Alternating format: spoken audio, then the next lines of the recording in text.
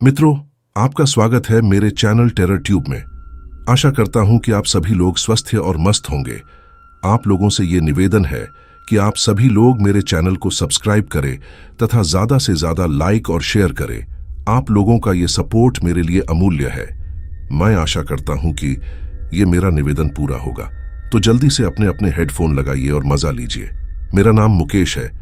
आज मुझे ऑफिस से निकलने में काफी लेट हो गया और आज मौसम भी काफी खराब है। बारिश काफी तेज हो रही है।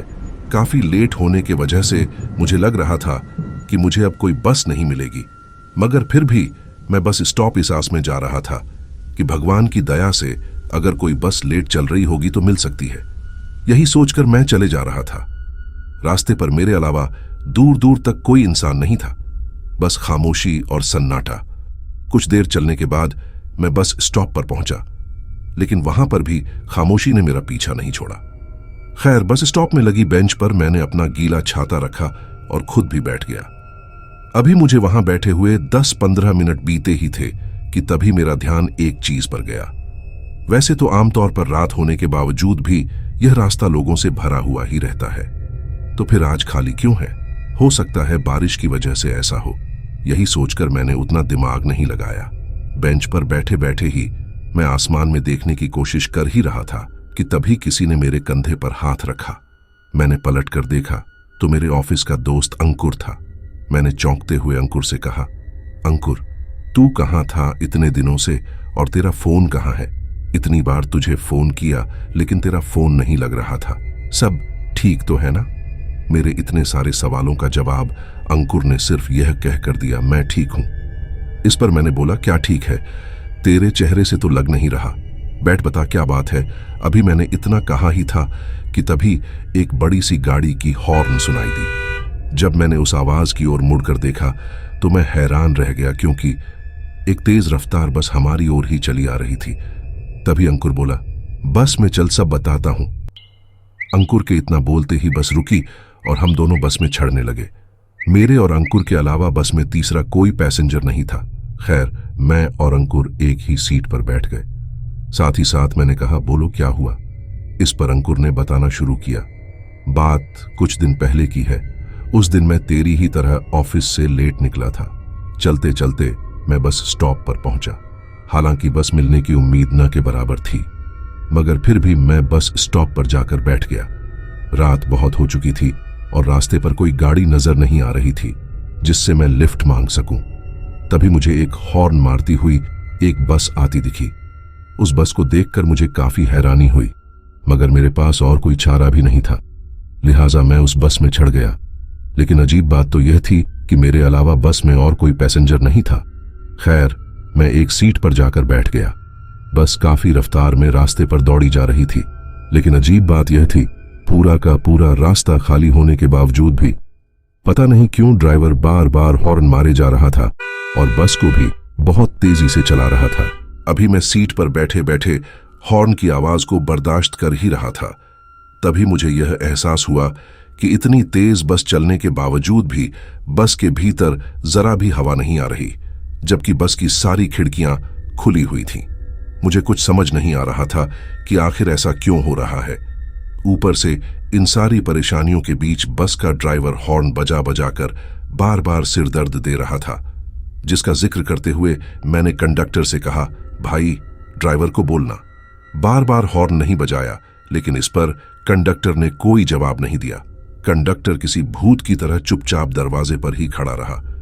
मैंने 1-2 बार और कंडक्टर को आवाज लगाया, मगर मेरी बात सुनकर भी उसने अनसुनी कर दी। फिर मैंने भी कुछ नहीं बोला और आंख बंद करके सीट पर ही पड़ा रहा। मगर उस वक्त मेरा शरीर इतना थका हुआ था कि मुझे सच में नींद आ गई।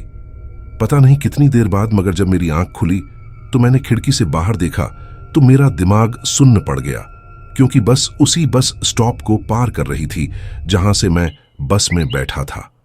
मैं कंडक्टर पर चिल्लाने के लिए अभी मुड़ा ही था, तभी मैंने देखा कि थोड़ी देर पहले तक जो बस बिल्कुल खाली जा रही थी वो अब लोगों से खचाखच भरी पड़ी है। वो सभी पैसेंजर एकटक मुझे ही देखे जा रहे थे। मुझे थोड़ा अजीब तो लगा, मगर इसी बीच जब मैंने उन लोगों को ध्यान से देखा तो उनका शरीर पानी से चिपचिपा गीला था। पर कैसे? क्योंकि उस वक्त जरा भी बारिश नहीं हो रही थी और बस में भीगने का तो कोई मतलब ही नहीं बनता। उन सभी लोगों की आंखों में एक अजीब सी चमक थी, जैसे उनके आंखों की जगह लाल रंग की बत्तियां चमक रही हों। अभी मैं उन लोगों को देख ही रहा था कि तभी अचानक से बस को एक झटका लगा और बस पुल से नीचे पानी में जा गिरी। अंकुर की सारी बात सुनकर मैं जोर जोर से हंसने लगा और बोला, वाह क्या कहानी है, क्या अच्छा है, मगर फिर तू बचा कैसे? इस पर अंकुर बोला, बचा नहीं मर गया। अंकुर की यह बात सुनकर मुझे और हंसी आ गई। अच्छा, अब तो तू आदमी बन गया होगा, एक काम करना, मुझे भी उस बस में ले चलो, मैं भी मिल लूंगा तेरे उस भूतों से। इस पर अंकुर कुछ पलों के लिए चुप रहा, मगर फिर गंभीर सी आवाज में उसने जो कहा वो मेरे होश उड़ा गया। जाने की कोई जरूरत नहीं है, तू भी उसी बस में बैठा हुआ है। उसके इतना बोलते ही मैंने घूमकर पीछे देखा तो मेरी आंखें फटी की फटी रह गईं, क्योंकि बस में अपने आप ही ढेर सारे पैसेंजर आ गए थे और जैसा अंकुर ने बताया था ठीक वैसे ही उन सभी के कपड़े से पानी टपक रहा था, और तो और उन सभी की आंखें भी लाल थीं। तभी मुझे एहसास हुआ कि हॉर्न मारती बस काफी स्पीड में चल रही है, मगर बस के अंदर जरा भी हवा नहीं आ रही। मैं झट से अंकुर की ओर पलटा तो उसकी आंखें भी लाल और शरीर पानी में चिपचिपा भींगा हुआ था। यह सब देखने के बाद मुझे अब डर लगने लगा था। मैं सीट पर से उठकर भागना चाह रहा था, लेकिन बस का दरवाजा बंद और दरवाजे पर ही कंडक्टर खड़ा था। डर से थर-थर कांप रहा मैं किसी जिंदा लाश की तरह उसी सीट पर बैठा रहा। अंकुर अपनी लाल आंखों से मुझे बार बार घूरे जा रहा था और मैं उससे आंख न मिलाने की नाकाम कोशिश में था। तभी मैंने देखा कि बस का कंडक्टर चलते हुए मेरी ओर आ रहा है। फिर कंडक्टर मेरे पास आकर रुका और मुझे भाड़ा देने का इशारा किया। डरते डरते मैंने अपने शर्ट के ऊपरी जेब से भाड़ा निकाला और उस कंडक्टर को भाड़ा देते वक्त जब मेरा हाथ उसके हाथ में सटा तो मुझे ऐसा महसूस हुआ जैसे मैंने किसी बर्फ की सिल्ली को छुआ हो। मैं ठिठक कर पीछे हट गया, क्योंकि किसी जिंदा इंसान का शरीर इतना ठंडा नहीं हो सकता। मेरे से भाड़ा लेकर कंडक्टर फिर से बस के दरवाजे पर जाकर खड़ा हो गया। मेरे दिमाग ने काम करना बंद कर दिया था। सब कुछ मेरी समझ से परे था, लेकिन मैं इतना जानता था कि अगर मैं इस बस में ज्यादा देर रुका तो मेरे लिए अच्छा नहीं होगा और मुझे यहां से निकलने के लिए कुछ ना कुछ करना पड़ेगा। मगर क्या यह सूझ नहीं रहा था। कुछ देर बाद मैं बहुत हिम्मत जुटाकर अपनी सीट पर से उठा और ड्राइवर को बस रोकने के लिए बोलने ही वाला था। तभी मैंने देखा कि ड्राइविंग सीट पर कोई ड्राइवर नहीं है। इसका मतलब बस अपने आप ही चली जा रही थी। मैंने यह मान लिया था कि अब कुछ नहीं हो सकता, मगर तभी बगल में बैठे अंकुर ने मेरा एक हाथ पकड़ा और मुझे खींचकर बस के दरवाजे की ओर ले जाने लगा। मैं जानता था कि अंकुर मेरे साथ क्या करने वाला है, मगर मैं हार मान चुका था और खुद को छुड़ाने की कोशिश तक नहीं कर रहा था। लेकिन तभी कुछ ऐसा हुआ जो शायद सपने में भी किसी ने नहीं सोचा होगा। बस रुकी और दरवाजा खुला, जिसके साथ ही अंकुर ने मुझे खींचकर बस से बाहर फेंक दिया। मैंने आसपास देखा तो बस किसी पुल पर चढ़ने वाली थी।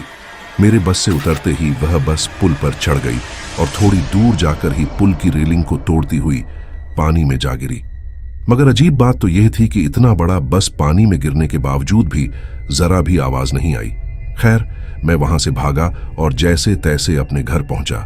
फिर बाद में कहीं से पता चला कि सच में एक बार एक बस पुल से नीचे गिर गई थी और उसमें सवार सारे लोग मारे गए थे। बहुत से लोगों का कहना है कि आज भी वह बस हर रात चलती है। मगर उस रात अंकुर ने मुझे बस से क्यों उतार दिया था? क्या इसलिए क्योंकि मैं उसका काफी अच्छा दोस्त था या कुछ और? खैर, फिर अंकुर मुझे कभी नहीं मिला। सो आई होप गाइज आपको यह हॉरर स्टोरी अच्छी लगी होगी, तो इसे लाइक और शेयर करिए। जो लोग चैनल पर आज पहली बार आए हैं वो इसे सब्सक्राइब कर लें तथा हमारे लेटेस्ट वीडियोस की नोटिफिकेशन पाने के लिए बेल आइकन को भी प्रेस कर दें। मिलते हैं अगले वीडियो में एक नए हॉरर स्टोरी के साथ।